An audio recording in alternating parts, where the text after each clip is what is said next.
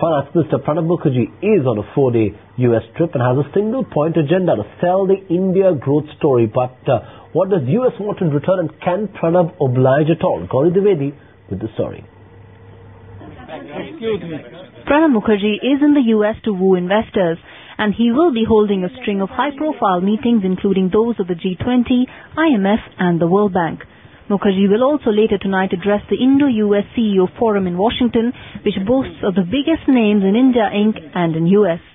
From Ratan Tata, Mukesh Ambani, Sunil Mittal to Chanda Kochhar, Deepak Parekh, Analjeet Singh and many others from India. The US side will be represented by Jamie Dimon, Vikram Pandit and Indra Nooyi. It will be a very high-level delegation as it starts at Foggy Bottom at the State Department in Washington, D.C. on Thursday. It will be led by Planning Commission Deputy Chairman Montek Singh Ahluwalia and also the U.S. Deputy National Security Advisor Michael Froman. Now, the Indian CEOs will be represented by Ratan Tata and those in the U.S. will be represented by David Coate. So what are Pranab's biggest sale items?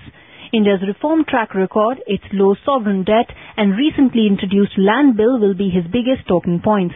Besides, of course, the introduction of tax reforms like GST and DTC slated for 2012. India's demographic dividend even 20 years later, when all developed countries in China will be witnessing declining labor forces, will also be on his talking agenda. Pranab is likely to push for a revision in the recently hiked visa fees, a big dampener for the IT sector. American CEOs have their wish list ready too, and hiking the FDI cap in insurance and retail is their biggest demand.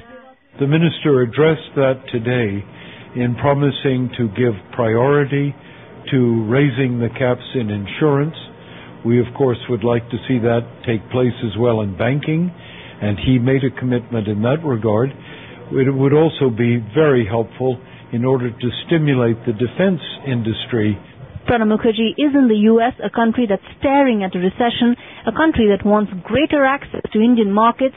Can Pranab oblige at all, or will politics back home overshadow his US visit?